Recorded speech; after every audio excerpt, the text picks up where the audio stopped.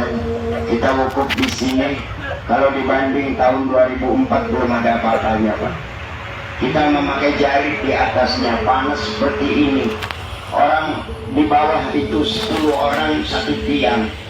Air tidak seperti banyak seperti ini. Maka patut kita syukuri pada saat sekarang ini.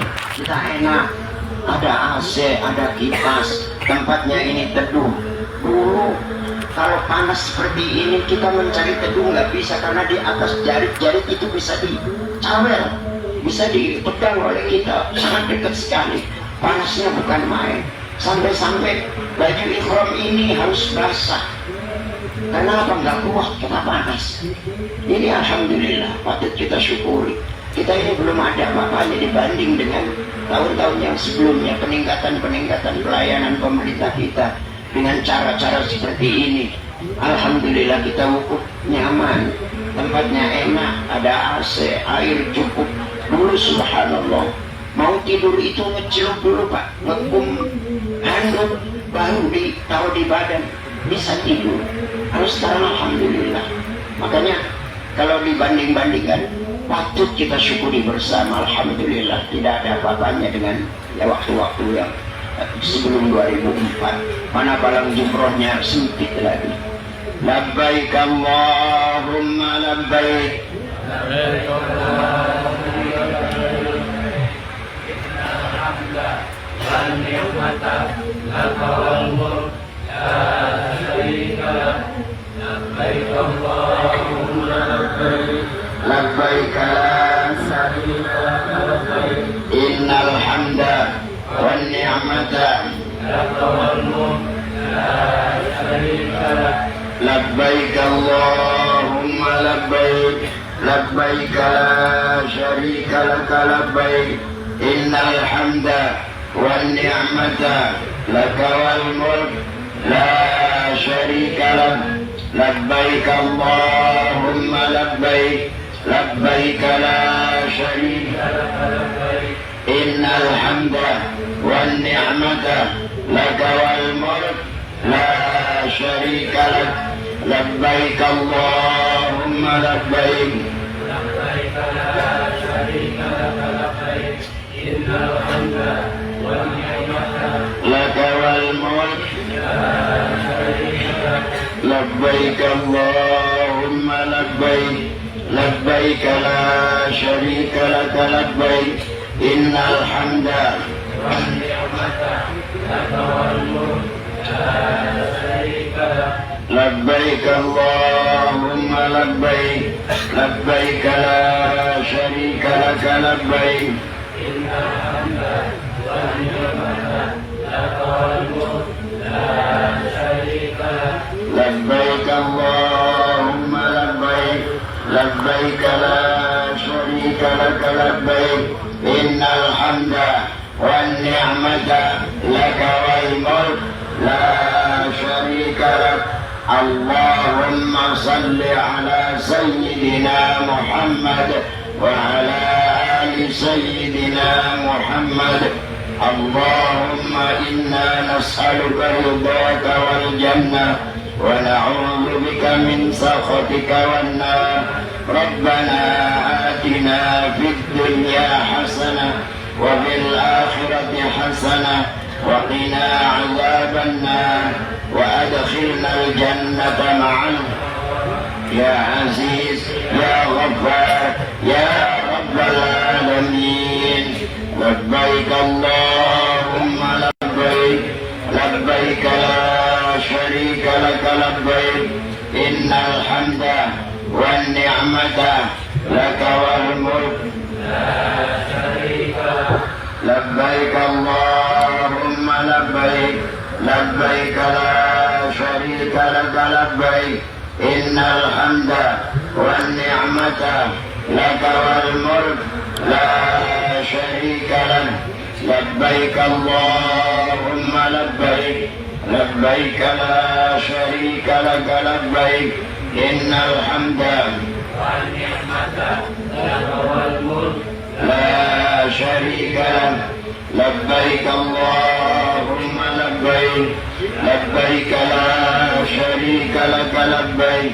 innal hamda wan ni'mata laka wal mulk la syarika lak labbaik Allahumma labbaik labbaik la syarika lak labbaik innal hamda wan ni'mata laka wal mulk la syarika lak labbaik Allahumma labbaik labbaik la syarika lak labbaik innal hamda wan ni'mata laka wal mulk la syarika lak labbaik Allahumma labbaik labbaik la syarika lak labbaik innal hamda wan ni'mata laka wal mulk la syarika lak labbaik Allahumma labbaik labbaik la syarika lak labbaik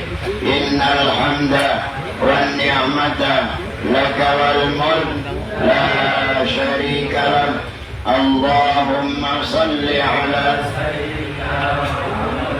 wa ala ali sayyidina Muhammad Allahumma inna nas'aluka ridhaka wal jannah wa na'udzu bika min sakhatika wan nar Rabbana atina fid dunya hasanah wa fil akhirati hasanah wa qina adzaban nar wa adkhilna al jannata ma'al abrar ya aziz ya ghaffar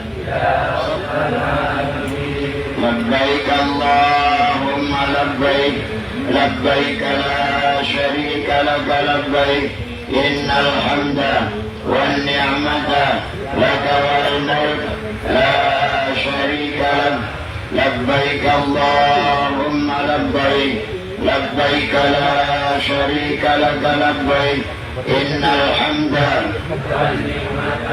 laka wal mulk la syarika lak labbaik Allahumma labbaik labbaik la syarika innal hamda la syarika lak labbaik Allahumma labbaik labbaik la syarika lak labbaik innal hamda wan ni'mata laka wal mulk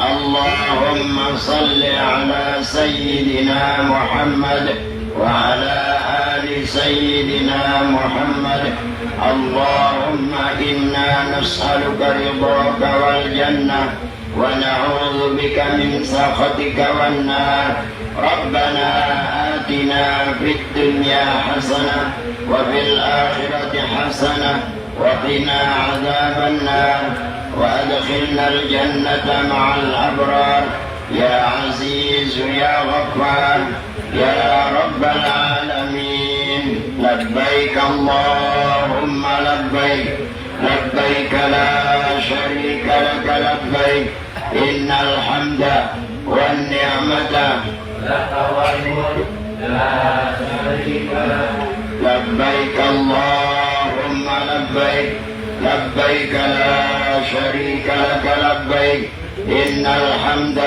والنعمة لك والملك لا شريك لك لبيك اللهم لبيك لبيك لا شريك لك لبيك إن الحمد والنعمة لك والملك لا شريك لك لبيك اللهم لبيك لبيك لا شريك لك لبيك إن الحمد والنعمة لك والملك لا شريك لك لبيك اللهم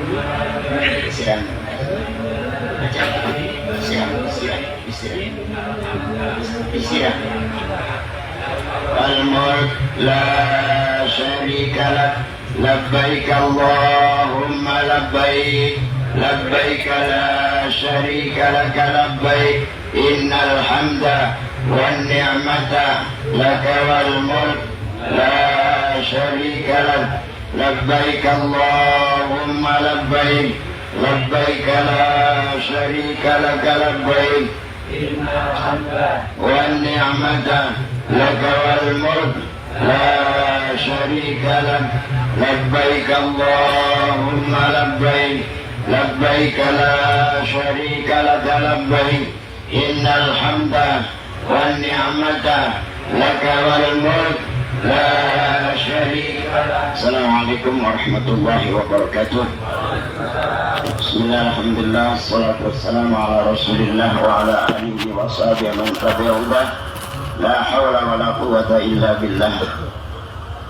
Para hujjaji baitillah yang dimuliakan oleh Allah, tinggal menunggu 3 menit lagi kita akan memasuki waktu wukuf.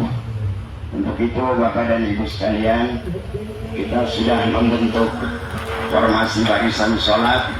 Nanti pada saatnya muraki, sebagai muraki kami mohon kepada Ustadz Sururi sebagai muraki dan muadzin, kemudian Bapak Dr. Ali Qasim sebagai khatib dan Nanang Qasim, Ustadz Nanang Qasim sebagai imam sholat Zuhur dan Asar jamaah tim juga kosor.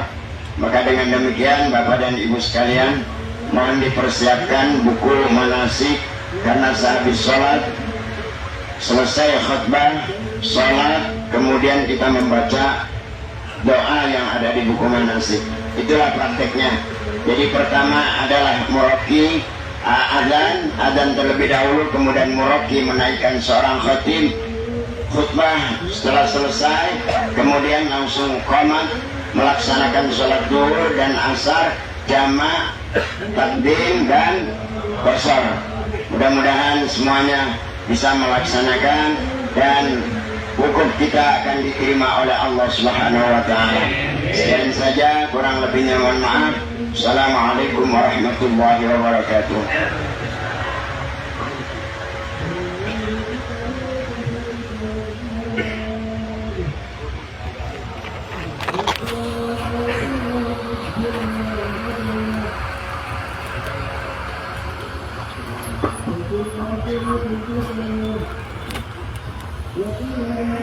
Allahu Akbar,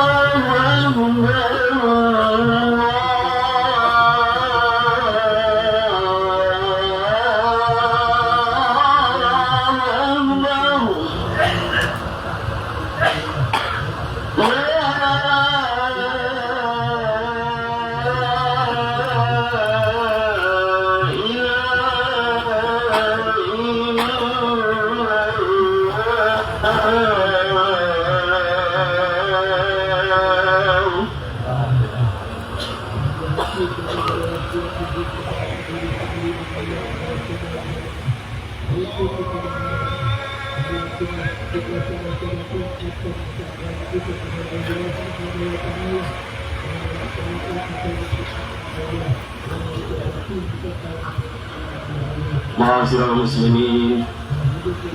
المسلمين وجملة المؤمنين رحمكم الله، إن الله وملائكته يصلون على النبي يا أيها الذين آمنوا صلوا عليه وسلموا تسليما.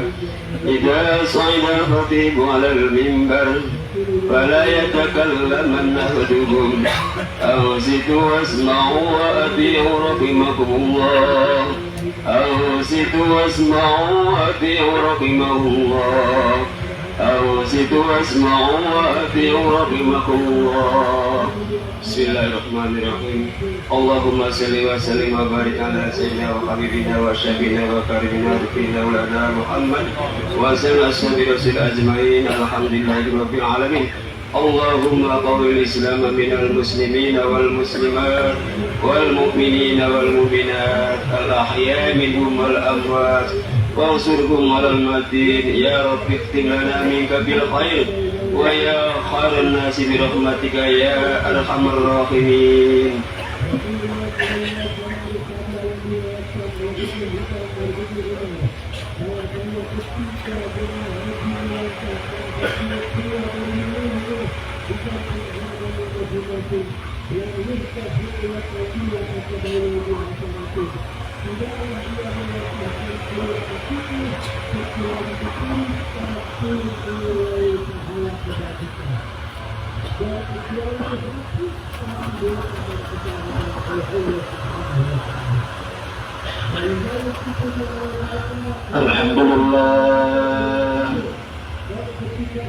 الحمد لله الذي قد شرفنا هذا اليوم بشريفة المكرمة. أشهد أن لا إله إلا الله وحده لا شريك له، محمدا عبده ورسوله لا نبي بعده. اللهم صل وسلم على سيدنا محمد وعلى آله وأصحابه ومن تبعه إلى يوم القيامة. أما بعد، فيا أيها الناس اتقوا الله حق تقاته ولا تموتن إلا وأنتم مسلمون. وقال الله تعالى في كتابه الكريم: أعوذ بالله من الشيطان الرجيم، بسم الله الرحمن الرحيم. ولله على الناس حج البيت من استطاع إليه سبيلا. Jemaah wukuf yang dimuliakan oleh Allah Subhanahu wa Ta'ala, marilah di siang hari ini kita sama-sama memanjatkan rasa syukur kita kehadirat Allah Subhanahu wa Ta'ala. Berbagai nikmat, berbagai anugerah, berbagai karunia sudah Allah berikan kepada kita semua. Mudah-mudahan dengan senantiasa kita mensyukuri apa yang sudah Allah berikan kepada kita, dengan senantiasa kita mengucapkan Alhamdulillah minimal atas apa yang sudah Allah berikan kepada kita, maka Allah sebagaimana janjinya, la in syakartum la azidannakum wa la in kafartum inna adzabi lasyadid. Allah sebagaimana janjinya, janji Allah di sana bukan semata-mata kemudian dengan firman yang tanpa penekanan, tapi ada kalimat la azidannakum, ada taukid, ada penekanan, ada penegas bahwa Allah akan sungguh-sungguh memberikan yang terbaik terhadap apa yang sudah Allah berikan kepada kita jika kita mampu bersyukur atas apa yang sudah Allah berikan kepada kita semua. Salawat beserta salam semoga senantiasa terlimpah curahkan kepada junjungan kita Nabi besar Muhammad Sallallahu Alaihi Wasallam. Jika kita melihat secara fisik, waktu hidup kita terpaut begitu jauh, Rasulullah Muhammad Sallallahu Alaihi Wasallam mungkin telah meninggalkan kita begitu jauh. Bahkan barangkali kita juga tidak pernah mengenal beliau secara fisik dan mengetahui bagaimana wajah beliau. Tetapi hari ini Allah berikan anugerah kepada kita. Kita dijadikan umat Nabi Muhammad Sallallahu Alaihi Wasallam, umat terbaik, umat yang nantinya akan mendapatkan syafaatul ummah, umat yang nantinya diprioritaskan akan mendapatkan syafaat pertama dibandingkan umat manusia yang lainnya. Ini merupakan nikmat dan karunia yang harus kita syukuri bersama. Umat Nabi Muhammad oleh Allah diberikan berbagai keistimewaan. Allah menjadikan kita sama sebagaimana umat-umat yang lainnya. Namun di balik kesamaan itu Allah memberikan berbagai keistimewaan yang tidak diberikan kepada umat-umat manusia yang lainnya. Salah satunya adalah syafaat yang nanti diberikan oleh Rasulullah Muhammad Sallallahu Alaihi Wasallam. Maka dari itu, agar kemudian kita diaku oleh beliau, kita dikenal bahwa kita adalah umatnya, mari kita senantiasa mengikuti apa yang Rasulullah Muhammad Sallallahu Alaihi Wasallam teladankan. Mari kita tumbuhkan kecintaan kita terhadap Rasulullah Muhammad Sallallahu Alaihi Wasallam. Caranya dengan senantiasa menyebut nama Rasulullah Muhammad, dengan senantiasa membaca sholawat, dengan senantiasa meneladani apa yang kemudian Rasulullah contohkan kepada kita. Berbagai uswah yang terbaik sudah Rasulullah bawa dan Rasulullah contohkan kepada umat manusia di dunia ini. Maka kewajiban kita, Bujur Rahman yang dimuliakan oleh Allah Subhanahu wa Ta'ala, kewajiban kita adalah meneladani, mencintai sebagai bukti implementasi dari rasa cinta kita kepada Rasulullah Muhammad Sallallahu Alaihi Wasallam. Allah berfirman, Ya ayuhan nas, inna khalaqnakum min dzakarin wa untha wa ja'alnakum syu'uban wa qabaila lita'arafu. Allah menciptakan umat manusia dari terdiri dari berbagai ras, suku, bangsa, yang kemudian tujuannya adalah untuk saling mengenal. Saling mengenal di sini bukan semata-mata hanya mengenal secara lahiriah. Ini juga nanti akan berkaitan dengan makna dari Arafah. Arafah jika kita telusuri maknanya, Arafah itu adalah maknanya mengenal. Wukuf di Arafah ini sejatinya adalah upaya untuk kita mengenal diri sendiri, untuk kita memahami penciptaan Allah terhadap diri kita. Apa yang kemudian Allah berikan tugas kepada kita? Allah menjadikan umat manusia ini dengan berbagai bangsa yang terdiri dari berbagai bangsa, berbagai suku ras, yang kemudian Allah jadikan untuk saling mengenal. Di akhir ayat Allah tutup dengan kata-kata atau dengan kalimat yang begitu indah. Inna akramakum indallahi atqakum. Allah tutup dengan kata-kata yang terbaik.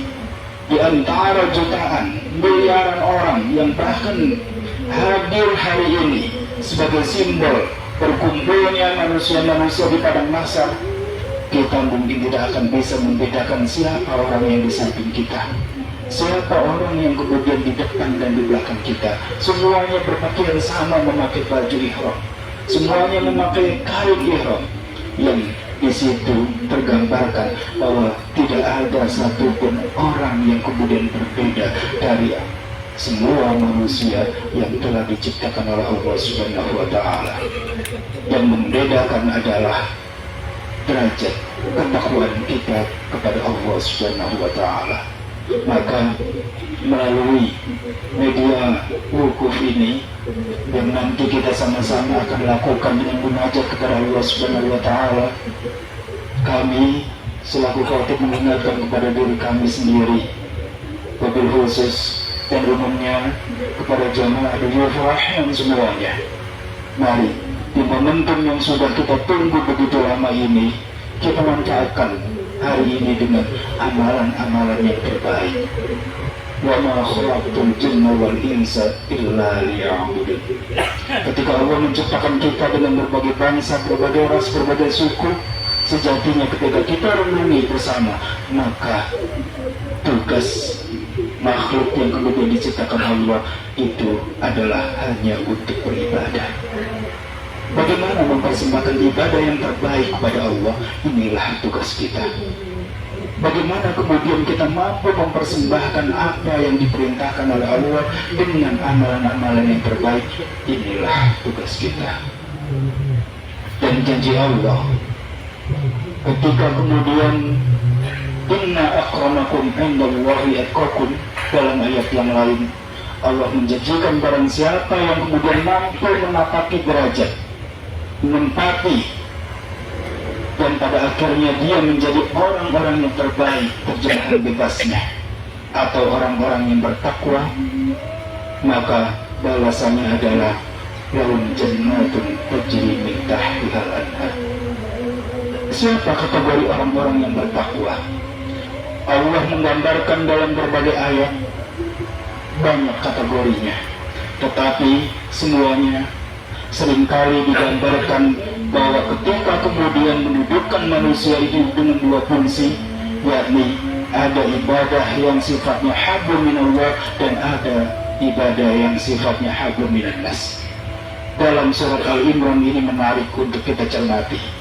Seringkali dalam ayat-ayat yang lain yang disinggung ketika mengkategorikan orang-orang yang bertakwa itu adalah orang yang kemudian hal-hal hablum minallah dulu yang dibahas, tetapi dalam surat Al-Imran ini Allah membalikkan. Siapakah orang yang terbaik, kata Allah?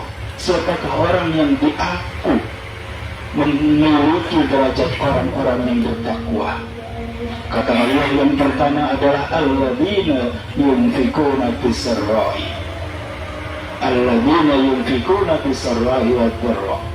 Orang-orang yang mampu berbagi, orang-orang yang mampu memiliki kasih sayang terhadap sesamanya, sehingga kepedulian sosialnya menjadi tinggi, baik di saat dia sendiri kondisinya oleh Allah bisyarra, kondisinya oleh Allah diberikan kelimpahan rezeki yang luas, atau barangkali oleh Allah sedang diberikan jalan yang kemudian dia mempunyai posisi jabatan dan lainnya. Dia mampu berbagi dengan orang lain, dia mampu memberikan kasih sayang terhadap orang lain, dia mampu memperhatikan tetangga-tetangganya, dan mampu memberikan teladan-teladan yang terbaik untuk orang-orang yang dipimpinnya. Apakah hidayahnya itu? Tidak. Tetapi kemudian Allah menggambarkan wadurra, bukan hanya dalam kondisi yang dia barangkali tidak ada ujian apapun, tidak ada gangguan apapun, tetapi dalam kondisi yang sempit sekalipun dia masih tetap mampu beristiqomah untuk memberikan perhatian terhadap orang-orang yang lainnya, mampu berbagi dengan sesamanya, mampu berbagi dengan orang-orang yang membutuhkan. Disinilah maka kemudian Rasulullah Muhammad SAW menegaskan khairun nasi anfa'uhum linnas. Orang yang terbaik, orang yang dianggap nilainya lebih tinggi di antara miliaran orang yang diciptakan oleh Allah atau makhluk yang diciptakan oleh Allah adalah orang yang kemudian mampu bermanfaat untuk orang lainnya, mampu menebarkan manfaat sebanyak-banyaknya untuk orang-orang yang lain. Ketika menebarkan manfaat untuk orang lain, tentunya Bapak dan Ibu yang saya hormati, tentunya dia pasti akan bermanfaat untuk diri dan keluarganya. Tidak akan ada teorinya bahwa orang yang mampu menebarkan manfaat buat orang lain, dia tidak bermanfaat untuk lingkungan yang terdekatnya. Disinilah posisi bahwa keberadaan manusia ini kemudian harus kita renungi bersama. Kita mari sama-sama mencoba mendadaburi sudah seberapa jauh kebermanfaatan kita untuk orang lain.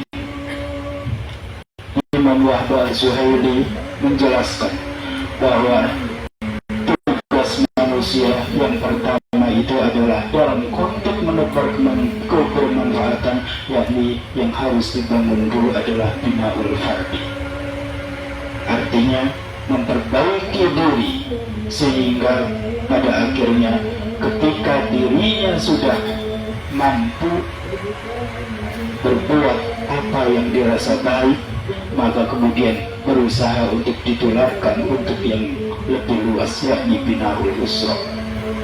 Binaul usra yakni dengan makna adalah berusaha menebarkan manfaat kebaikan untuk orang-orang yang terdekatnya. Usra bermakna bisa jadi keluarga. Keluarga maknanya bisa jadi keluarga yang terkecil secara letterlock, atau keluarga yang kemudian maknanya lebih besar, yakni kita yang sesama, misalnya di sini KBIH, kita sesama satu desa, satu kecamatan, satu kota. Itulah yang kemudian dimaknai menjadi keluarga. Yang ketiga, setelah kemudian kita mampu menebarkan kebermanfaatan kita untuk orang-orang di sekeliling kita, maka yang terakhir adalah binaul jama'i. Bagaimana kita mampu keberadaan kita ini menjadi sangat dibutuhkan oleh masyarakat. Uswatun hasanah yang diteladankan oleh Rasulullah Muhammad SAW begitu luar biasa. Rasulullah Muhammad SAW memberikan teladan yang kemudian sangat layak untuk kita ikuti dan untuk kita contoh. Teladan yang diberikan oleh Rasulullah Muhammad SAW ketika beliau wafat, para sahabat berusaha mengikuti apa yang senantiasa dicontohkan oleh Rasulullah, sehingga kemudian bertanya, karena yang terdekat hubungannya antara seseorang itu biasanya istrinya, maka sahabat itu bertanya kepada istrinya Rasul, kepada Siti Aisyah. Sahabat itu bertanya, wahai Siti Aisyah, apa yang biasa dilakukan oleh Rasulullah setiap hari?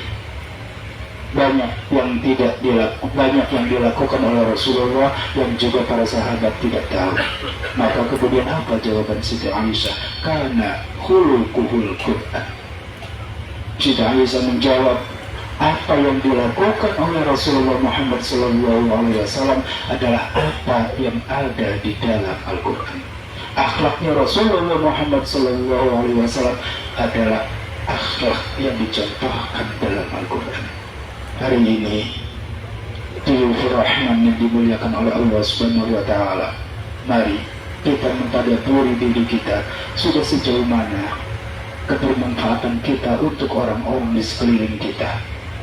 Jangan-jangan ketika kemudian Allah menjadikan kita sebagai pemimpin di dalam keluarga misal, jangan-jangan keberadaan kita di dalam keluarga saja, ketika kita ada di rumah, istri dan anak-anak kita tidak merasa nyaman. Jangan-jangan ketika kita ada di rumah, istri dan anak kita merasa resah karena perbuatan kita. Jangan-jangan bisa jadi ketidakhadiran kita di rumah justru membuat mereka menjadi lebih nyaman.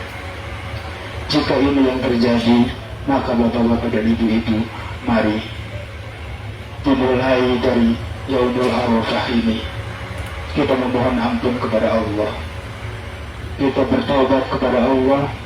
Mudah-mudahan keberadaan kita minimal oleh keluarga kita sendiri itu menjadi sosok yang sangat ditunggu-tunggu, menjadi sosok yang sangat diidam-idamkan, menjadi sosok yang sangat layak untuk dijadikan teladan.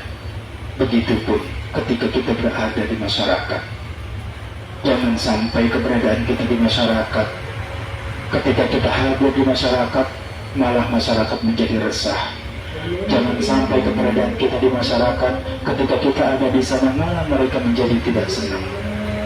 Hari ini momentum yang sangat baik untuk kita mentadabburi diri sendiri. Seberapa jauh kita dibutuhkan oleh masyarakat kita. Yang berikutnya, kata Allah, orang yang terbaik adalah orang-orang yang mampu mengelola emosi. Wal kadhibunal qaid. Orang-orang yang mampu menahan amarah. Orang-orang walaupun barangkali dia punya kekuasaan untuk memerintah, untuk memberikan instruksi, untuk memarahi bawahannya, tetapi dia tidak melakukan dengan cara-cara itu. Yang dia lakukan adalah memberikan pelajaran dengan pelajaran yang terbaik, mengelola emosional dengan cara memberikan teladan yang terbaik. Kategori inilah yang kemudian Allah singgung dalam surat Al-Imran. Seringkali ketika Allah menceritakan atau Allah mengkategorikan orang-orang yang bertakwa, digambarkan adalah orang-orang yang hablum minallahnya begitu luar biasa. Tetapi di dalam ayat ini Allah balik, maka ayat ini patut menjadi renungan buat kita. Kategori yang selanjutnya adalah wal-afina 'anil nas. Orang yang bukan hanya mampu mengelola emosi, bukan hanya mampu menahan hawa nafsu, tetapi dia juga kemudian mampu memberikan teladan yang terbaik terhadap orang-orang yang berbuat kesalahan terhadapnya. Manusia tidak akan dapat kita jumpai satu orang pun yang kemudian lepas dari khotok dan nisyan. Bapak dan ibu, saya yakin dalam bergaul, baik itu di kamar, di hotel, atau kemudian selama menjalankan ibadah haji, saya yakin disengaja ataupun tidak, pasti akan ada hal-hal yang tidak berkenan di dalam hati kita. Dengan kemudian wal-afina 'anil nas, kita berusaha memaafkan apa yang menjadi tidak enak dalam hati kita itu.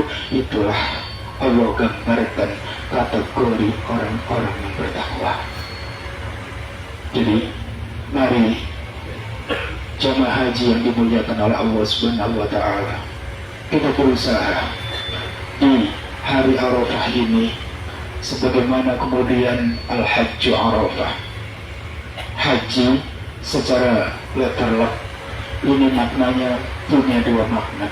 Yang pertama, Al-Hajju Arafah ini mengandung makna bahwa wukuf di Arafah menjadi salah satu rukun haji yang begitu sakral dan begitu urgen untuk dilakukan oleh jamaah haji. Artinya siapapun kondisinya bagaimanapun, ketika pelaksanaan wukuf dan dia tidak hadir di padang Arafah ini, maka hajinya bisa dikatakan tidak sah. Karena begitu pentingnya wukuf sehingga kemudian Al-Hajju Arafah. Makna yang kedua, Bapak dan Ibu yang saya hormati, makna yang kedua Al-Hajju Arafah itu mengandung makna.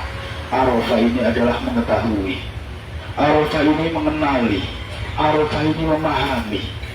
Bagaimana kemudian kita mampu memahami diri sendiri untuk mendekatkan diri dan mengenal Allah lebih dalam. Man arafa nafsahu faqad arafa rabbahu. Barang siapa yang kemudian mampu mengenali diri sendiri, maka niscaya dia akan mampu mengenali Tuhannya. Barang siapa yang mampu mentadabburi siapa keberadaan dirinya ini, maka misalnya dia akan mampu bertakarub kepada Allah dengan sejati. Disinilah porsi kita sebagai makhluk-makhluk yang kemudian Allah ciptakan, yang sejatinya adalah untuk beribadah. Dalam hal ini, Bapak dan Ibu yang dimuliakan oleh Allah Subhanahu wa Ta'ala, mari dalam bergaul, menjalin persaudaraan dengan sesama, minimal kita harus mendekatkan 3 jenis persaudaraan. Yang pertama adalah ukhuwah Islamiyah. Hari ini orang sedunia melihat begitu agungnya tuntunan Islam. Semua satu komando berada di padang Arafah dengan tanpa perbedaan apapun. Semua memakai kain ihram dengan satu komando melakukan wukuf di Arafah. Ini menunjukkan bahwa begitu agungnya ukhuwah persaudaraan di antara umat Islam. Tidak ada umat yang lain yang mempunyai ajaran yang begitu agung selain yang dicontohkan dalam ajaran-ajaran Islam. Yang kedua, ukhuwah yang harus juga kita pelihara dan kita tegakkan adalah ukhuwah watoniyah. Hari ini pemerintah Indonesia sudah memberikan pelayanan yang terbaik untuk jamaah haji. Tahun-tahun sebelumnya jamaah haji yang berwukuf fasilitasnya tidak sebaik ini. Jamaah haji yang berwukuf dan melaksanakan ibadah haji fasilitasnya masih seadanya. Hari ini pemerintah Indonesia dengan spirit melayani duyufur rahmat, melayani tamu-tamu Allah. Siapa yang melayani tamu-tamu Allah dengan yang terbaik, maka niscaya ia akan dilayani oleh Allah. Maka hari ini jemaah haji yang dimuliakan oleh Allah Subhanahu wa Ta'ala, mari kita untuk saling bahu-membahu, untuk saling membantu di antara kita. Ukhuwah watoniyah yang kemudian berbingkaikan sesama negara, sesama bangsa harus kita munculkan. Kita sama-sama bangsa Indonesia. Kita harus sama-sama saling berusaha menjaga persaudaraan di antara kita. Yang terakhir, ukhuwah yang juga kemudian harus kita senantiasa pelihara dan harus kita tegakkan, yakni ukhuwah insaniyah.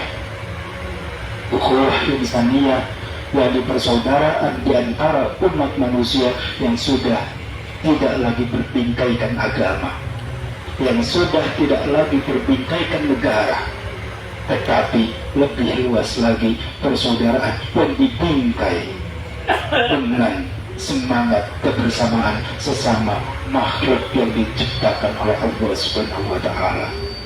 Kata-kata al-uns itu punya makna juga adalah harmonis. Jika persaudaraan ini tidak bisa kita bangun, tidak bisa kita pelihara, tidak bisa kita tegakkan, maka bisa jadi di antara kita akan terganggu hubungan harmonisnya. Di antara kita akan ada hubungan yang renggang. Maka di momentum Arafah ini, Arafah sejatinya adalah mengembalikan diri kita. Jika kemudian digambarkan dalam ayat Al-Quran, dalam sejarahnya Arafah, kemudian Nabi Adam dipertemukan oleh Allah dengan Siti Hawa yang bertempat di Jabal Rahmah setelah sekian lamanya, ketika kemudian Nabi Adam dan Siti Hawa dipisahkan karena berbuat kedoliman terhadap Allah. Maka Allah mempertemukan dengan kasih sayangnya di satu tempat yang sekarang dinamakan menjadi Jabal Rahmah. Jabal itu artinya bukit, Rahmah itu kasih sayang. Jadi oleh Allah, Nabi Adam dan Siti Hawa dipertemukan di satu tempat yang sangat oleh Allah diberikan keberkahan dengan keberkahan kasih sayang. Pada akhirnya kemudian tempat itu hari ini dikenal dengan Jabal Rahmah. Nah, ketika Nabi Adam dan Siti Hawa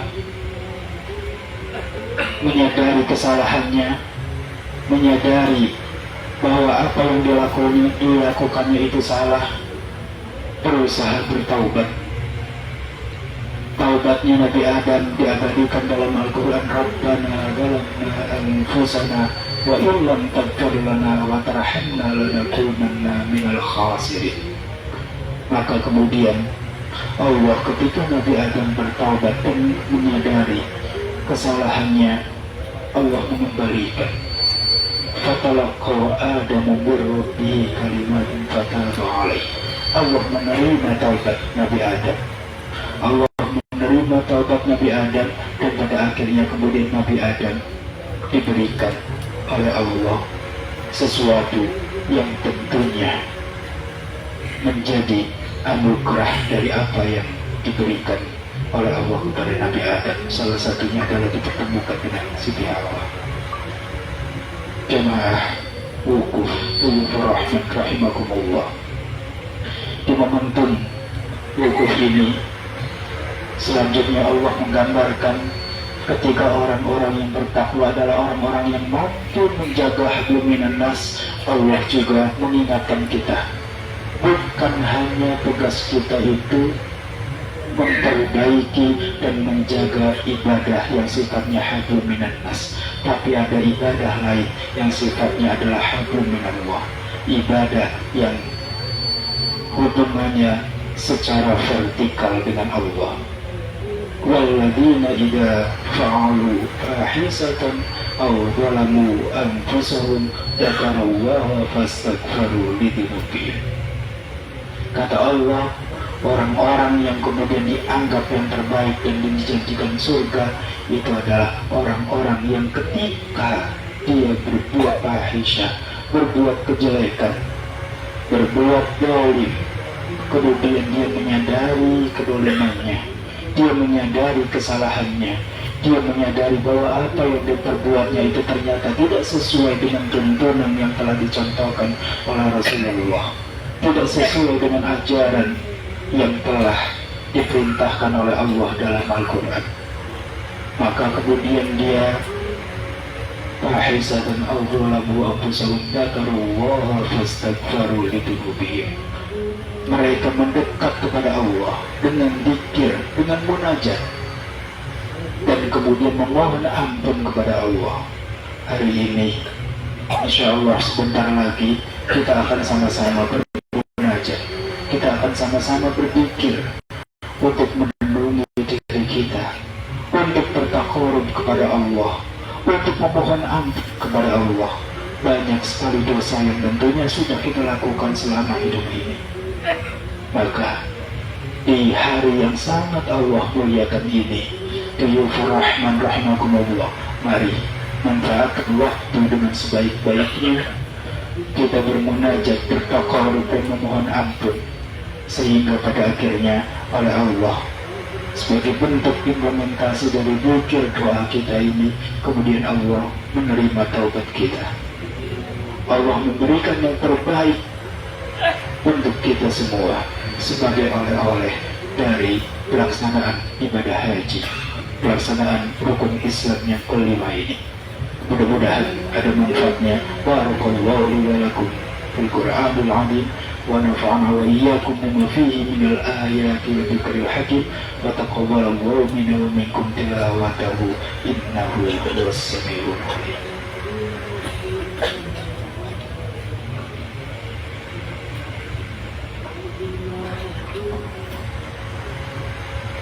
الله أكبر الله أكبر أشهد أن لا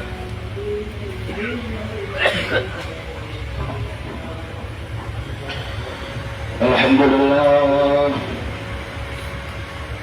لله الذي قد عنامنا بنعمة الإيمان والإسلام. أشهد أن لا إله إلا الله وحده لا شريك له محمدا عبده ورسوله لا نبي بعده. اللهم صل وسلم على سيدنا وصحبه أجمعين. Jemaah haji kepada Allah, mari kita sama-sama berdoa. Kita memohon kepada Allah mudah-mudahan takarub kita kepada Allah dimudahkan, dan kemudian taubat kita kepada Allah diterima, dan pada akhirnya oleh Allah kita dimasukkan kepada orang-orang yang terbaik, orang-orang yang bertakwa yang dijanjikan oleh Allah akan mendapatkan surga. Allahumma salli ala habibina syafiina karimina dhukrina wa maulana Muhammad wa sallim radhiyallahu ta'ala kulli ashabi Rasulillah sallallahu alaihi wasallam ajma'in amin. Amma syakirin hamdan na'imin hamdan yuwafi ni'amahu wa yukafi mazidah. Ya Rabbana lakal hamdu kama yanbaghi li jalali wajhikal karim wa 'azimi sultanik. Allahumma rabbana taqabbal minna da'watana innaka antas samiul 'alim. وتب علينا يا مولانا إنك أنت التواب الرحيم. اللهم يسر ولا تعسر، يسر لنا جميع أمورنا كلها في الدين والدنيا والآخرة. اللهم اجعل حجنا حجا مبرورا وسعينا سعيا مشكورا وذنبنا ذنبا مغفورا وتجارتنا تجارة لن تبور. اللهم يا الله أنت تعلم سرنا وعلانيتنا فاقبل معذرتنا وتعلم حاجاتنا فاعطنا سؤلنا وتعلم ما في نفسنا فاغفر لنا ذنوبنا. اللهم يا الله إنا نسألك إيمانا يباشر قلبنا ويقينا صادقا حتى نعلم أنه لا يصيبنا إلا ما كتبت لنا يا الله يا مجيب السائلين. اللهم يا الله طول أمورنا وصحح أجسادنا واقض حاجاتنا واغفر أموالنا وحبب للناس أجمعين وتباعد العداوة كلها من بني آدم عليه السلام. ربنا هب لنا من أزواجنا وذرياتنا قرة أعين واجعلنا للمتقين إماما. ربنا آتنا في الدنيا حسنة وفي الآخرة حسنة وقنا عذاب النار. عباد الله إن الله يأمر بالعدل والإحسان وإيتاء ذي القربى وينهى عن الفحشاء والمنكر والبغي يعظكم لعلكم تذكرون فاذكروا الله العظيم يذكركم ولذكر الله أكبر.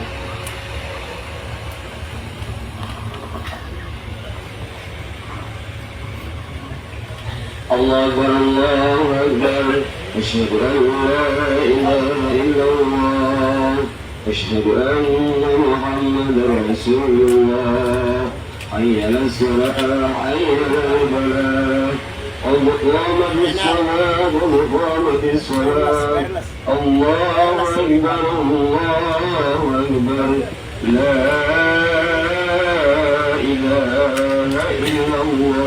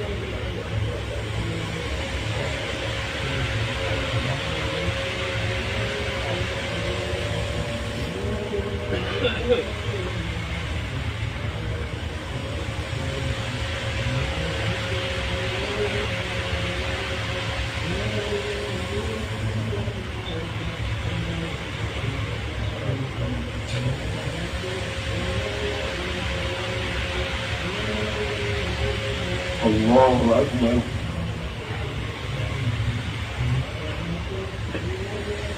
إن الله حمده. الله أكبر.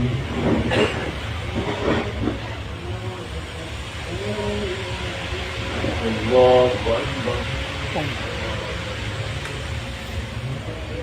الله أكبر.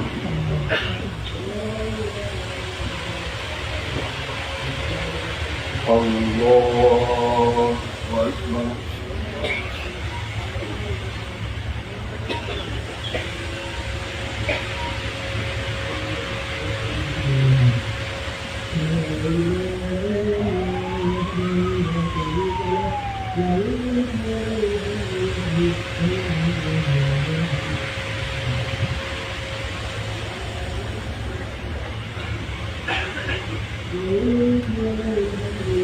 الله أكبر.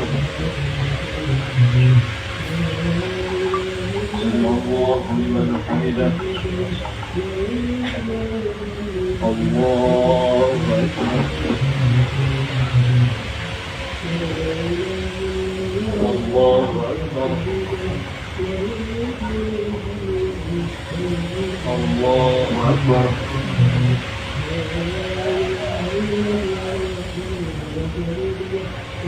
الله أكبر.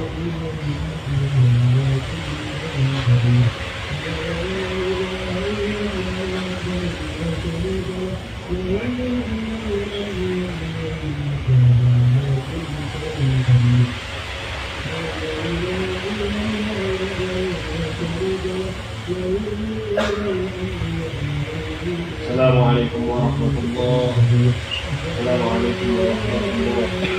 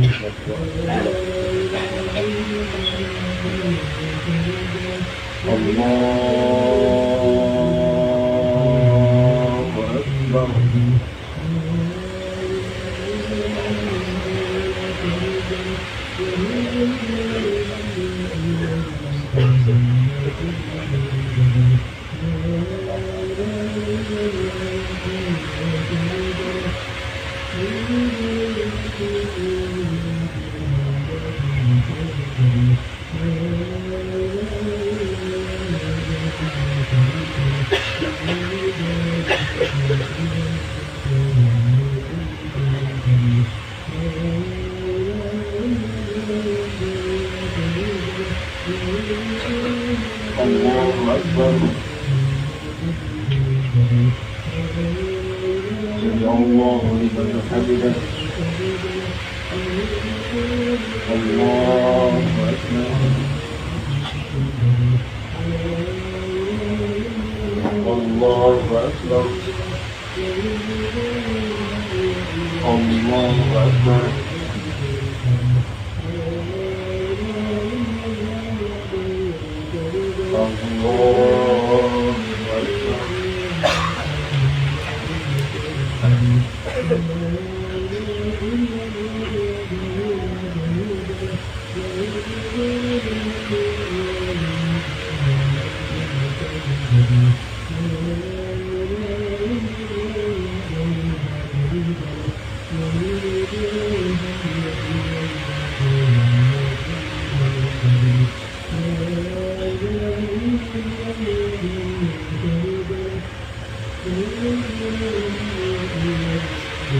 الله أكبر. سمع الله لمن حمده. الله أكبر. الله أكبر. الله أكبر.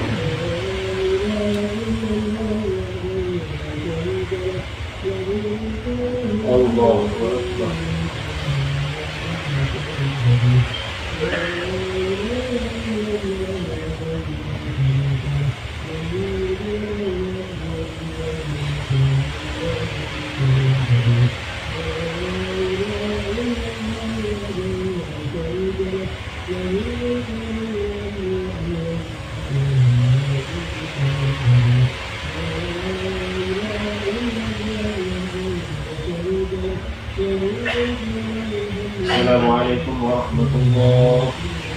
Assalamualaikum warahmatullahi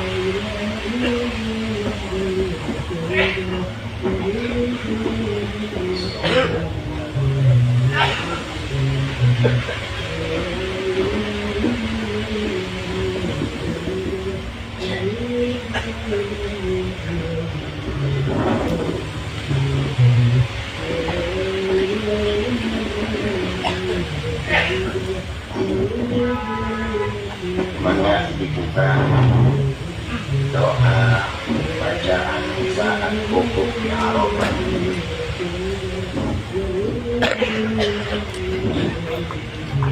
Astaghfirullahaladzim, astaghfirullahaladzim, alladzi la ilaha illa huwal hayyul wa atubu ilaihi. Astaghfirullahaladzim, alladzi la ilaha illa huwal hayyul qayyum wa atubu ilaihi. Astaghfirullahaladzim, alladzi la ilaha illa huwal hayyul qayyum. Astaghfirullahaladzim, alladzi la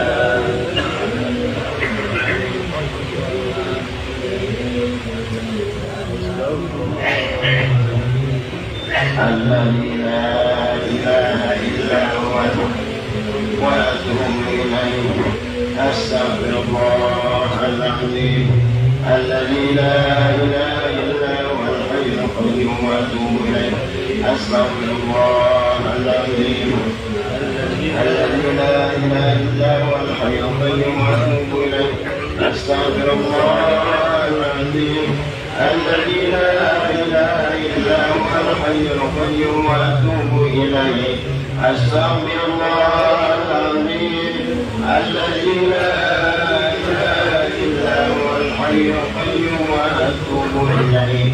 أستغفر الله العظيم الذي لا إله إلا هو الحي القيوم وأتوب إليه. أستغفر الله العظيم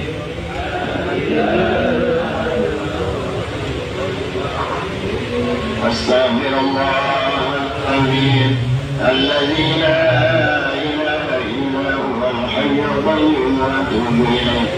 أستغفر الله العظيم الذي لا إله إلا هو الحي القيوم وأتوب إليه. أستغفر الله العظيم الذي لا إله إلا هو الحي القيوم وأتوب إليه.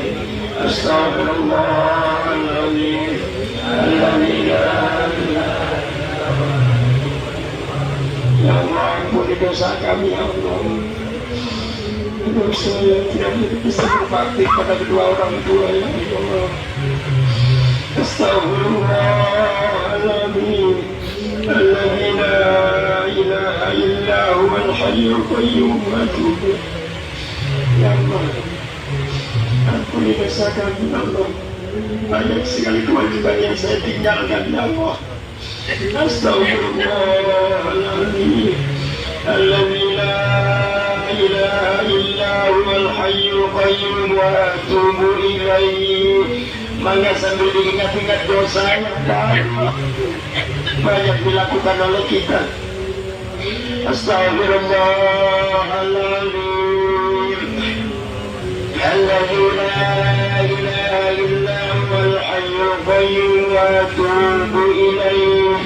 Astaghfirullahaladzim alladzi la ilaha illa huwal hayyul qayyum wa أستغفر الله العظيم الذي لا إله إلا هو الحي القيوم وأتوب إليه.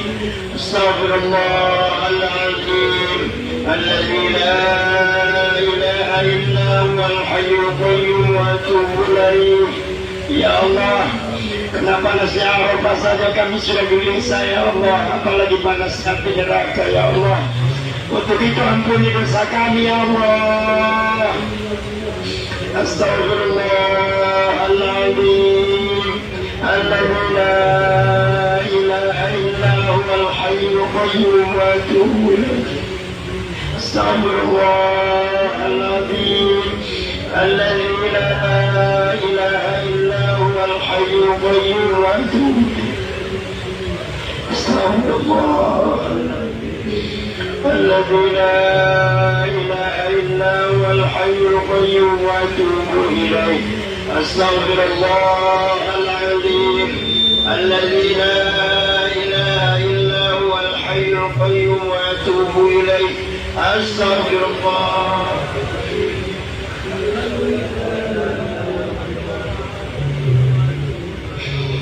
أستغفر الله العظيم الذي لا إله إلا هو الحي القيوم وأتوب إليه أستغفر الله العظيم الذي لا إله إلا هو الحي القيوم.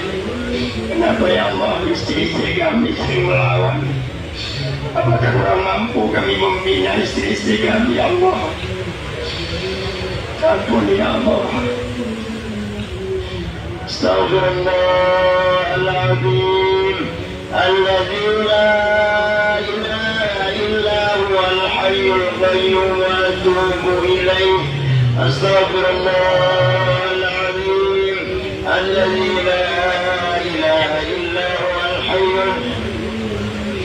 أستغفر الله العظيم الذي لا إله إلا هو الحي القيوم وأتوب إليه أستغفر الله العظيم الذي لا إله إلا هو الحي القيوم وأتوب إليه أستغفر الله العظيم الذي لا إله إلا هو الحي القيوم وأتوب إليه أستغفر الله العظيم الذي لا إله إلا هو الحي القيوم وأتوب إليه أستغفر الله العظيم الذي لا إله إلا هو الحي القيوم وأتوب إليه أستغفر الله العظيم أستغفر الله العظيم الذي لا إله إلا هو الحي القيوم وأتوب إليه أستغفر الله العظيم الذي لا إله إلا هو الحي القيوم وأتوب إليه أستغفر الله العظيم الذي لا إله إلا هو الحي القيوم وأتوب إليه أستغفر الله العظيم الذي لا إله إلا هو الحي القيوم وأتوب إليه أستغفر الله العظيم الذي لا إله إلا هو الحي القيوم وأتوب إليه أستغفر الله العظيم الذي لا إله إلا هو الحي القيوم وأتوب إليه أستغفر الله العظيم الذي لا إله إلا هو الحي أستغفر الله العظيم الذي لا إله إلا هو الحي القيوم وأتوب إليه أستغفر الله العظيم الذي لا إله إلا هو الحي القيوم وأتوب إليه أستغفر الله العظيم أستغفر الله العظيم الذي لا إله إلا هو الحي القيوم وأتوب إليه الله العظيم الذي لا إله إلا هو الحي القيوم وأتوب إليه أستغفر الله العظيم الذي لا إله إلا هو الحي القيوم وأتوب إليه أستغفر الله العظيم الذي لا إله إلا هو الحي القيوم وأتوب إليه أستغفر الله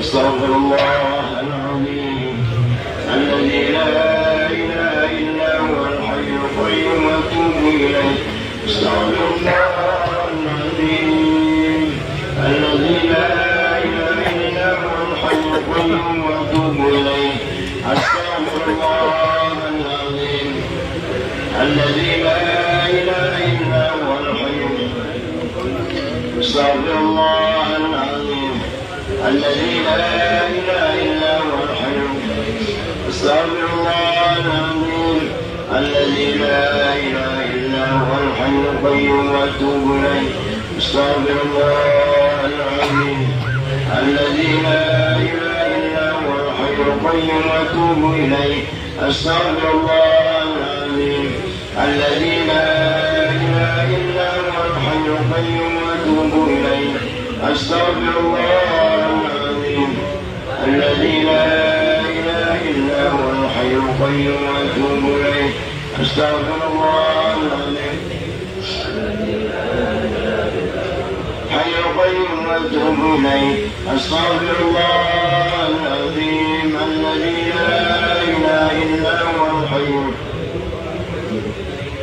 أستغفر الله العظيم الذي لا إله إلا هو الحي القيوم وأتوب إليه أستغفر الله العظيم الذي لا إله إلا هو الحي القيوم وأتوب إليه أستغفر الله العظيم الذي لا إله إلا هو الحي أستغفر الله العظيم الذي لا إله إلا هو الحي القيوم أستغفر الله العظيم الذي لا إله إلا هو الحي القيوم وأتوب إليه أستغفر الله العظيم الذي لا إله إلا هو الحي القيوم وأتوب إليه أستغفر الله العظيم الذي لا إله إلا هو الحي القيوم وأتوب إليه أستغفر الله العظيم الذي لا إله إلا هو الحي القيوم وأتوب إليه أستغفر الله العظيم الذي لا إله إلا هو الحي القيوم أستغفر الله العظيم الذي لا إله إلا هو الحي القيوم وأتوب إليه أستغفر الله العظيم الذي لا إله إلا هو الحي القيوم وأتوب إليه أستغفر الله الذي لا إله إلا هو الحي القيوم وأتوب إليه أستغفر الله العظيم أستغفر الله العظيم الذي لا إله إلا هو الحي القيوم وأتوب إليه أستغفر الله العظيم الذي لا إله إلا هو الحي القيوم وأتوب إليه أستغفر الله العظيم الذي لا إله إلا هو الحي القيوم أستغفر الله العظيم الذي لا إله إلا هو. Ya Allah, apakah sudah kebanyakan dosa sehingga kami ini tidak mau meneteskan air mata di tempat yang mulia ini, ya Allah.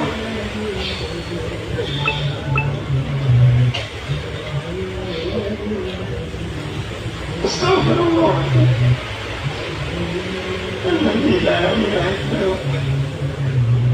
Kadang-kadang kami bisa ngomongnya, ya Allah, belum bisa melaksanakannya, ya Allah.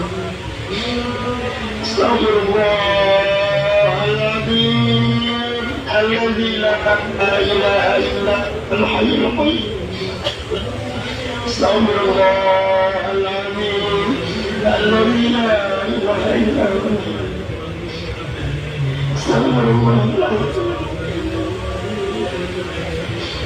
Ya Allah, apabila ada harta yang kami miliki dari barang haram, ampun ya Allah, jangan kau balas di dunia ini, ya Allah.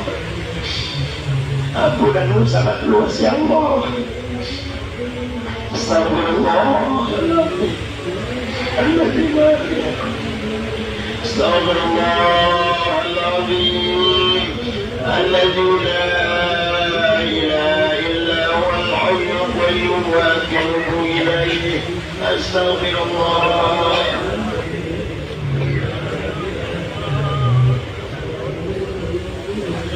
الذي لا إله إلا هو الحي القيوم. أستغفر الله العظيم الذي لا إله إلا هو الحي القيوم. أستغفر الله العظيم الذي لا إله إلا هو الحي القيوم وأتوب إليه. أستغفر الله العظيم الذي لا إله إلا هو الحي القيوم وأتوب إليه. أستغفر الله العظيم الذي لا إله إلا هو الحي القيوم وأتوب إليه. أستغفر الله العظيم الذي لا إله إلا هو الحي القيوم وأتوب إليه. أستغفر الله العظيم الذي لا إله إلا هو الحي القيوم وأتوب إليه. أستغفر الله العظيم إلا هو الحي القيوم وأتوب إليه. أستغفر الله العظيم الذي لا إله إلا هو الحي القيوم وأتوب إليه. أستغفر الله العظيم الذي لا إله إلا هو الحي القيوم وأتوب إليه. لبيك اللهم لبيك لبيك لا شريك لك لبيك إن الحمد لك والملك لا شريك لك. الله أكبر الله أكبر الله أكبر.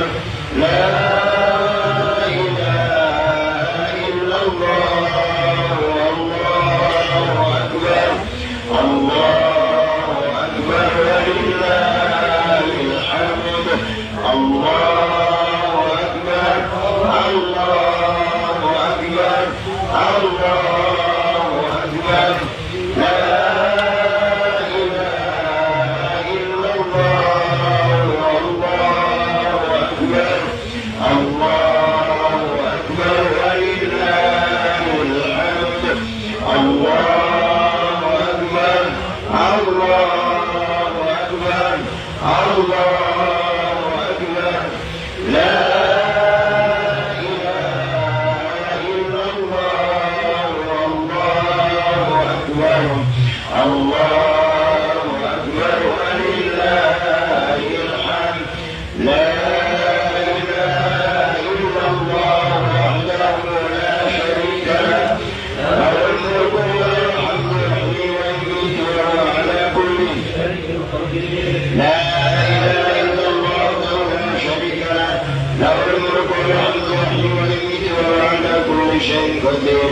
لا إله إلا الله وحده لا شريك له له الملك والحمد يحيي ويميت وهو على كل شيء قدير. لا إله إلا الله وحده لا شريك له له الملك والحمد يحيي ويميت وهو على كل شيء قدير. لا إله إلا الله وحده لا شريك له لا إله إلا الله وحده لا شريك له له الملك والحمد يحيي ويميت وعلى كل شيء قدير. لا إله إلا الله وحده لا شريك له له الملك والحمد يحيي ويميت وعلى كل شيء قدير. لا إله إلا الله وحده لا شريك له له الملك والحمد يحيي ويميت وعلى كل شيء قدير. لا إله إلا الله وحده لا شريك له له الملك والحمد يحيي ويميت وعلى كل شيء قدير. لا إله إلا الله وحده لا شريك له ويميت وعلى كل شيء قدير. لا إله إلا الله وحده لا شريك له وله الملك والحمد يحيي ويميت وعلى كل شيء قدير. لا إله إلا الله وحده لا شريك له له الملك والحمد يحيي ويميت بيده الخير وهو على كل شيء قدير. لا إله إلا الله وحده لا شريك له له الملك والحمد يحيي ويميت بيده الخير وهو على كل شيء قدير. لا إله إلا الله وحده لا شريك له لا إله إلا الله وحده لا شريك له له الملك والحمد يحيي ويميت بيده الخير وهو على كل شيء قدير. لا إله إلا الله وحده لا شريك له له الملك والحمد يحيي ويميت ويميت بيده الخير وهو على كل شيء قدير لا إله إلا الله لا شريك له له الملك والحمد يحيي ويميت بيده الخير وهو على كل شيء قدير لا إله إلا الله لا شريك له له الملك والحمد يحيي ويميت بيده الخير وهو على كل شيء قدير لا إله إلا الله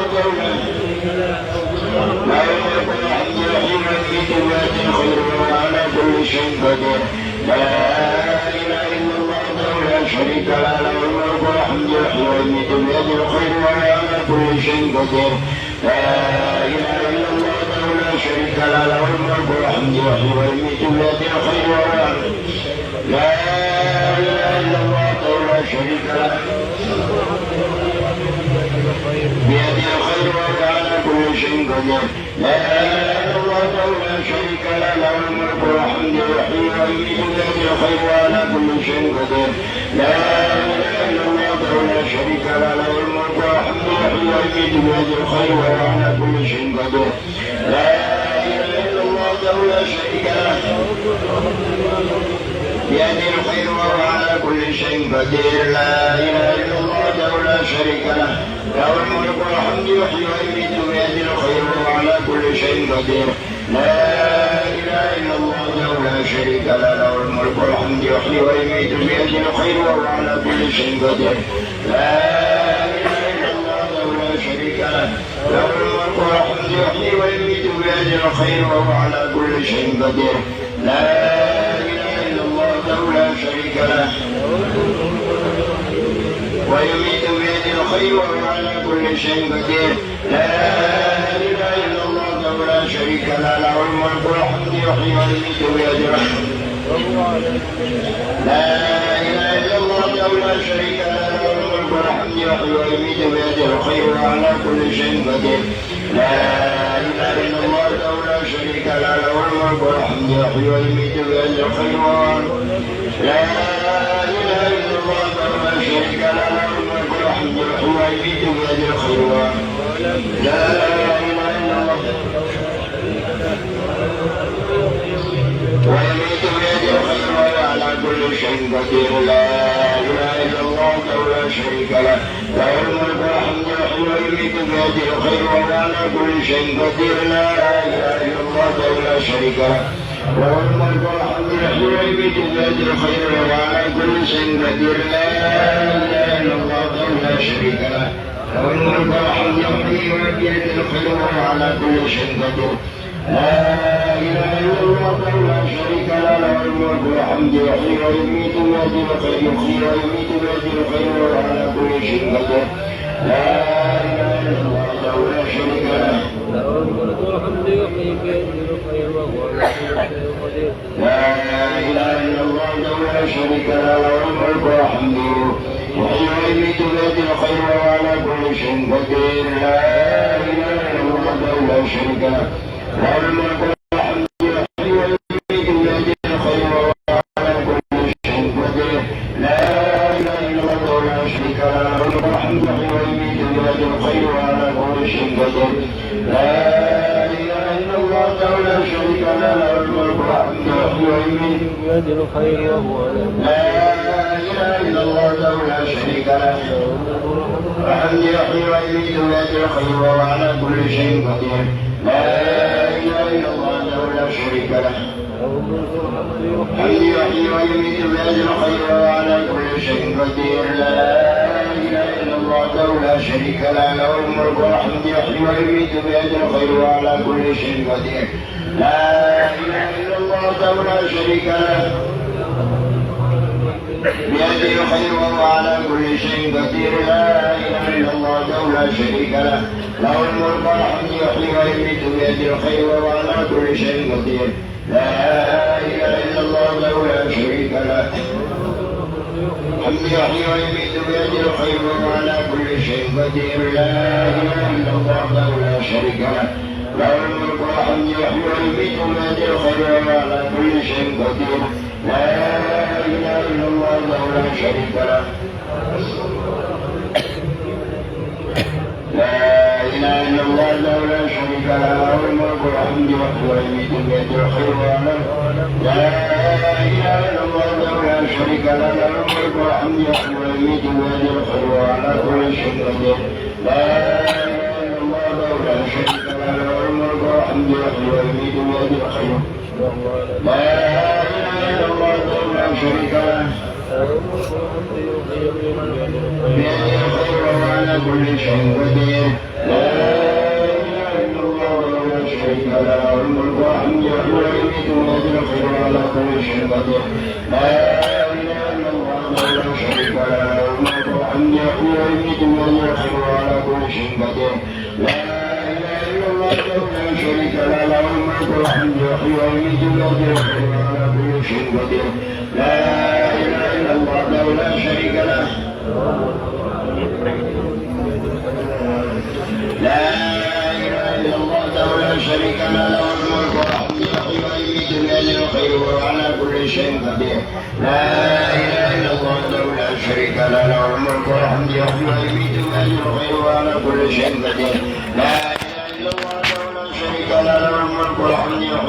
بيده الخير وعلى كل شيء قدير لا إله إلا الله وحده لا شريك له له الملك والحمد يحيي ويميت بيده الخير وعلى كل شيء قدير لا إله إلا الله وحده لا شريك له له الملك والحمد يحيي ويميت بيده الخير وعلى كل شيء قدير لا إله إلا الله وحده لا شريك له لا إله إلا الله وحده لا شريك له له الملك والحمد يحيي ويميت بيده الخير وعلى كل شيء قدير لا إله إلا الله وحده لا شريك له له الملك والحمد يحيي ويميت بيده الخير وعلى كل شيء قدير لا إله إلا الله وحده لا شريك له له الملك والحمد يحيي ويميت لا إله إلا الله وحده لا شريك له له الملك والحمد يحيي ويميت بيده الخير لا إله إلا الله وحده لا شريك له له الملك لا إله إلا الله وحده لا شريك له وهو على كل شيء قدير لا إله إلا الله وحده لا شريك له له الملك والحمد بيده الخير وعلى كل شيء قدير لا إله إلا الله وحده لا شريك له له الملك والحمد وهو على كل شيء قدير لا إله إلا الله وحده لا شريك له له الملك والحمد بيده الخير وهو على كل شيء قدير لا إله إلا الله وحده لا شريك له له الملك والحمد يحيي ويميت بيده الخير وعلى كل شيء قدير لا إله إلا الله وحده لا شريك له بيده الخير وعلى كل شيء قدير له الملك والحمد يحيي ويميت بيده الخير وعلى كل شيء قدير لا إله إلا الله وحده لا شريك له له الملك والحمد يحيي ويميت بيده الخير وعلى كل شيء قدير لا حول ولا قوة إلا العلي العظيم أشهد أن الله على كل شيء قدير وأن الله قد أحاط بكل شيء علما أعوذ بالله من الشيطان الرجيم إن الله هو السميع العليم أعوذ بالله من الشيطان الرجيم أن الله هو السميع العليم أعوذ بالله من الشيطان الرجيم أن الله بكل وهو السميع العليم بسم الله الرحمن الرحيم الحمد لله رب العالمين الرحمن الرحيم مالك يوم الدين إياك نعبد وإياك نستعين اهدنا الصراط المستقيم صراط الذين أنعمت عليهم غير المغضوب عليهم ولا الضالين آمين بسم الله الرحمن الرحيم الحمد لله رب العالمين الرحمن الرحيم مالك يوم الدين إياك نعبد وإياك نستعين اهدنا الصراط المستقيم صراط الذين أنعمت عليهم غير المغضوب عليهم ولا الضالين آمين بسم الله الرحمن الرحيم الحمد لله رب العالمين الرحمن الرحيم مالك يوم الدين إياك نعبد وإياك نستعين اهدنا الصراط المستقيم صراط الذين أنعمت عليهم غير المغضوب عليهم ولا الضالين بسم الله الرحمن الرحيم قل هو الله أحد الله الصمد لم يلد ولم يولد ولم يكن له كفوا أحد بسم الله الرحمن الرحيم قل هو الله أحد الله الصمد لم يلد ولم يولد ولم يكن له كفوا أحد بسم الله الرحمن الرحيم قل هو الله أحد الله الصمد بسم الله الرحمن الرحيم قل هو الله أحد الله الصمد بسم الله الرحمن الرحيم قل هو الله أحد الله الصمد لم يلد ولم يولد ولم يكن له كفوا أحد بسم الله الرحمن الرحيم قل هو الله أحد الله الصمد لم يلد ولم يولد ولم يكن له كفوا أحد بسم الله الرحمن الرحيم قل هو الله الله الصمد لم يلد ولم يولد ولم يكن له كفوا أحد بسم الله الرحمن الرحيم قل هو الله أحد بسم الله الرحمن الرحيم قل هو الله أحد الله الصمد لم يلد ولم يولد ولم يكن له بسم الله الرحمن الرحيم قل هو الله أحد الله الصمد لم يلد بسم الله الرحمن الرحيم قل هو الله أحد الله الصمد لم يلد بسم الله الرحمن الرحيم قل هو الله أحد الله الصمد بسم الله الرحمن الرحيم قل هو الله أحد الله الصمد بسم الله الرحمن الرحيم قل هو الله ولم يكن له بسم الله الرحمن الرحيم قل هو الله أحد الله الصمد لم يلد يولد ولم يكن بسم له الله الرحمن الرحيم قل هو الله أحد الله الصمد لم يلد ولم يولد ولم يكن له بسم الله الله أحد الله الصمد لم يلد ولم والله أحد الله الصمد لم يلد ولم يكن له بسم الله الصمد لم يلد ولم يولد ولم يكن له بسم الله الرحمن الرحيم قل هو الله أحد الله الصمد بسم الله الرحمن الرحيم قل هو الله أحد الله الصمد بسم الله الرحمن الرحيم قل هو الله أحد الله الصمد يقول له كفوا أحد بسم الله الرحمن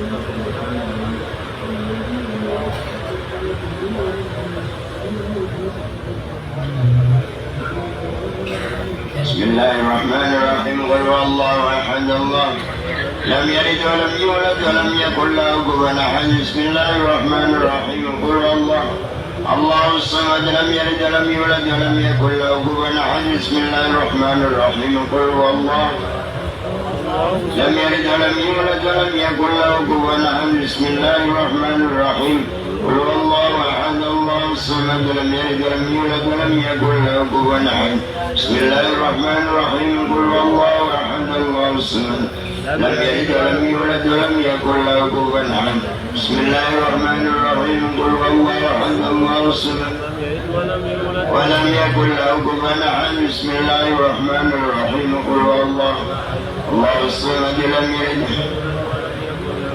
بسم الله الرحمن الرحيم قل هو الله أحد الله الصمد ولم يكن له كفوا أحد بسم الله الرحمن الرحيم قل هو الله أحد الله الصمد لم يلد ولم يكن بسم الله الرحمن الرحيم قل هو الله أحد الله الصمد لم يلد ولم يولد ولم يكن له بسم الله الرحمن الرحيم قل هو الله أحد الله الصمد لم يلد ولم يولد بسم الله الرحمن الرحيم قل هو الله أحد الله الصمد بسم الله الرحمن الرحيم بسم الله الرحمن الرحيم قل هو الله أحد الله الصمد بسم الله الرحمن الرحيم قل هو الله أحد الله الصمد لم يلد ولم يولد بسم الله الرحمن الرحيم قل هو الله أحد الله الصمد لم يلد بسم الله الرحمن الرحيم قل هو الله أحد الله الصمد بسم الله الرحمن الرحيم قل هو الله أحد الله الصمد لم يلد ولم يولد بسم الله الرحمن الرحيم قل هو الله أحد الله الصمد لم يلد ولم يولد بسم الله الرحمن الرحيم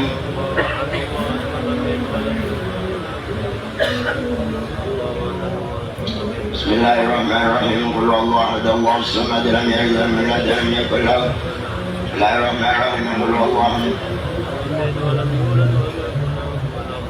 بسم الله الرحمن الرحيم قل هو الله أحد الله الصمد لم يلد ولم يولد ولم يكن Bismillahirrahmanirrahim. Qul huwallahu ahad, Allahu samad, lam yalid walam yulad, walam yakul lahu kufuwan ahad. Allahu samad, lam yalid walam yulad. Bismillahirrahmanirrahim. Qul huwallahu ahad, Allahu samad. Bismillahirrahmanirrahim. Qul huwallahu ahad, Allahu samad. Bismillahirrahmanirrahim. Qul huwallahu ahad, Allahu samad, lam yalid walam yulad, walam yakul lahu kufuwan ahad. Bismillahirrahmanirrahim. Qul huwallahu ahad, Allahu samad. Bismillahirrahmanirrahim. Qul huwallahu ahad, Allahu samad, lam yalid walam yulad, walam yakul. Bismillahirrahmanirrahim. Qul huwallahu ahad, Allahu samad, lam yalid. Bismillahirrahmanirrahim. Qul huwallahu ahad, Allahu samad, lam yalid walam yulad.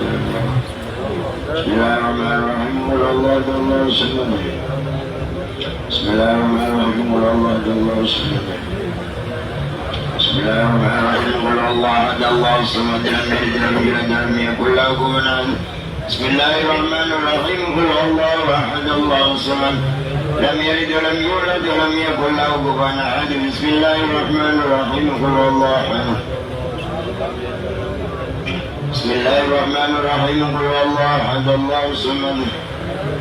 Bismillahirrahmanirrahim. Qul huwallahu ahad, Allahu samad. Bismillahirrahmanirrahim. Qul huwallahu ahad, Allahu samad. Bismillahirrahmanirrahim. Qul huwallahu ahad, Allahu samad. Bismillahirrahmanirrahim. Qul huwallahu ahad, Allahu samad. Bismillahirrahmanirrahim. Qul huwallahu ahad, Allahu samad, lam yalid walam yulad. Bismillahirrahmanirrahim. Qul huwallahu ahad, Allahu samad, lam yalid walam yulad, walam yakul lahu kufuwan ahad. Allahu samad, lam yalid walam yulad, walam yakul lahu kufuwan ahad. Bismillahirrahmanirrahim. Qul huwallahu ahad, Allahu samad. Bismillahirrahmanirrahim. Qul huwallahu ahad, Allahu samad, lam yalid walam yulad, walam yakul lahu kufuwan ahad. Bismillah. Wallahu ahad, Allahu samad, lam yalid walam yulad, walam yakul lahu kufuwan ahad. Bismillahirrahmanirrahim. Wallahu ahad, Allahu samad, lam yalid walam yulad, walam yakul lahu kufuwan ahad. Bismillahirrahmanirrahim. Qul huwallahu ahad, Allahu samad, lam yalid walam yulad, walam yakul lahu. Bismillahirrahmanirrahim. Qul huwallahu ahad, Allahu samad. Bismillahirrahmanirrahim. Allahu samad, lam yalid walam yulad, walam yakul lahu. Bismillahirrahmanirrahim. Allahu samad, lam yalid walam yulad, walam yakul lahu.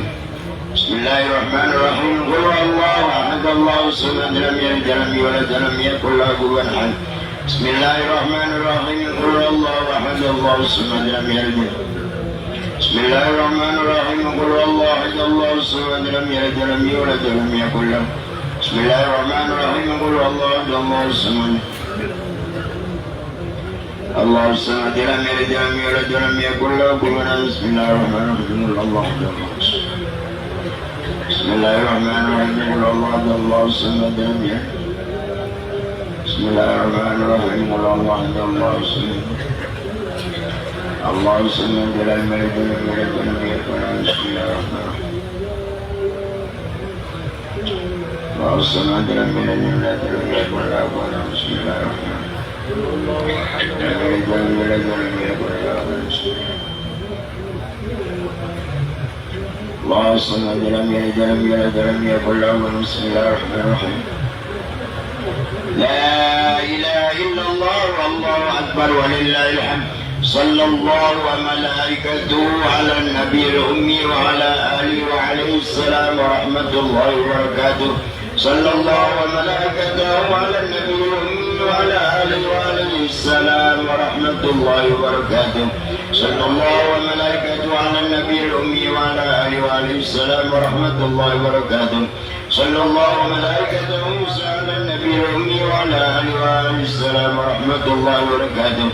Sallallahu wa malaikatuhu ala nabiyil ummi wa ala alihi wa alaihi salam wa rahmatullahi wa barakatuh. Sallallahu wa malaikatuhu ala nabiyil ummi wa ala alihi wa alaihi salam wa rahmatullahi wa barakatuh. Sallallahu wa malaikatuhu ala nabiyil ummi wa ala alihi wa sahbihi wa sallam wa rahmatullahi wa barakatuh. Sallallahu wa وملائكته على النبي الأمي وعلى آله وعليه السلام ورحمة الله وبركاته صلى الله وملائكته على النبي الأمي وعلى آله وصحبه وعليه السلام ورحمة الله صلى الله وملائكته على النبي الأمي وعلى آله وصحبه السلام ورحمة الله وبركاته صلى الله عليه وملائكته الأمي وعلى آله وعليه السلام ورحمة الله وبركاته صلى الله وملائكته على النبي الأمي وعليه السلام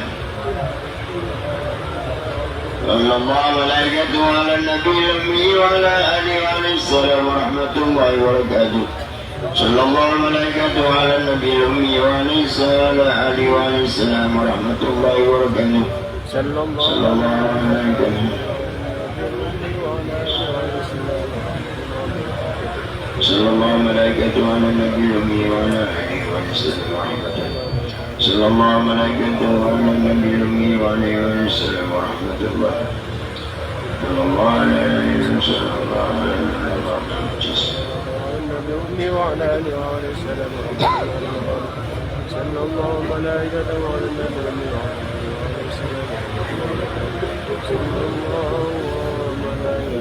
صلى الله وملائكته على النبي الأمي وعلى آله وعليه السلام ورحمة الله وبركاته صلى الله وملائكته أمي وعلى آله وعليه السلام ورحمة الله وبركاته صلى الله على النبي الأمي وعلى آله وعليه السلام ورحمة الله وبركاته صلى الله وملائكته النبي الأمي وعليه السلام ورحمة الله وبركاته صلى الله وملائكته على النبي الأمي وعلى آله وعليه السلام ورحمة الله وبركاته صلى الله وملائكته على النبي الأمي وعلى آله وعليه السلام ورحمة الله وبركاته صلى الله وملائكته على النبي الأمي وعلى آله وعليه السلام ورحمة الله وبركاته صلى الله على النبي الأمي وعلى آله وعليه السلام ورحمة الله صلى الله وملائكته على النبي الأمي وعلى آله وعليه السلام ورحمة الله وبركاته صلى الله وملائكته على النبي الأمي وعلى آله وعليه السلام ورحمة الله وبركاته صلى الله وملائكته على النبي الأمي وعلى آله وعليه السلام صلى الله على ملائكته على النبي الأمي وعلى آله وعليه السلام صلى الله ملائكته على النبي الأمي وعلى آله وعليه السلام صلى الله ملائكته على النبي الأمي وعلى آله وعليه السلام صلى الله ملائكته على النبي الأمي وعلى آله وعليه السلام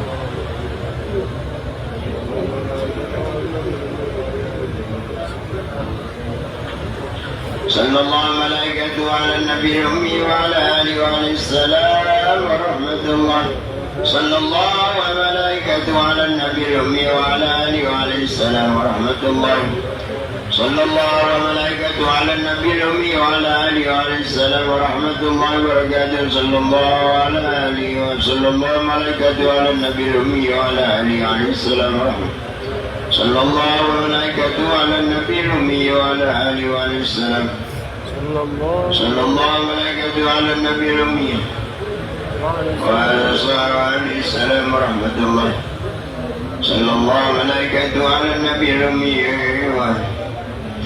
ورحمة الله وبركاته صلى الله وملائكته على آله وعليه السلام ورحمة الله وبركاته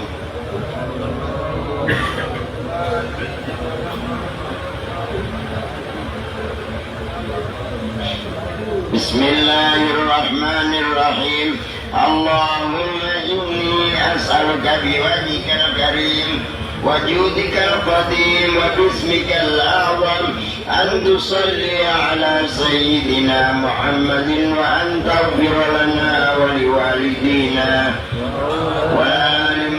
ولوالدينا ولأولادنا وإخواننا وأقربائنا ومشايخنا وأصحابنا وأزواجنا وأصدقائنا ولمن أوصانا بالدعاء. Silakan sebutkan masing-masing. Waliman awsana bid-du'a.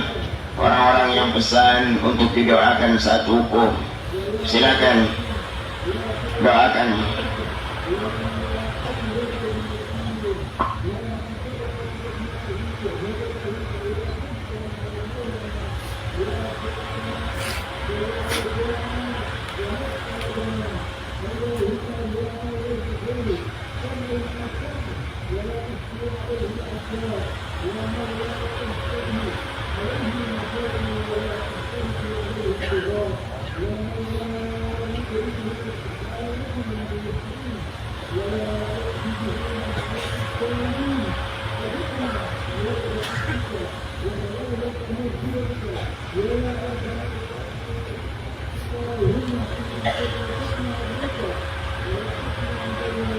من أحسن إلينا ولمن له حق علينا ولمن ظلمنا وأحسنا إليه ولجميع المسلمين والمسلمات الأحياء منهم والأموات وأن ترزقنا وإياهم خير الدنيا والآخرة وأن تحفظنا وإياهم من جميع البلاء الدنيا وأهوال يوم القيامة وأن ترزقنا العلوم النافعة والأعمال الصالحة وأن تعصمنا من جميع المعاصي الظاهرة والباطنة وأن تسهل لنا رزقا حلالا واسعا وأن تكفينا شر الأشرار من الإنس والجن والدواب وغيرها وأن تحكمنا وإياهم بحسن الخاتمة آمين. وصلى الله على سيدنا محمد.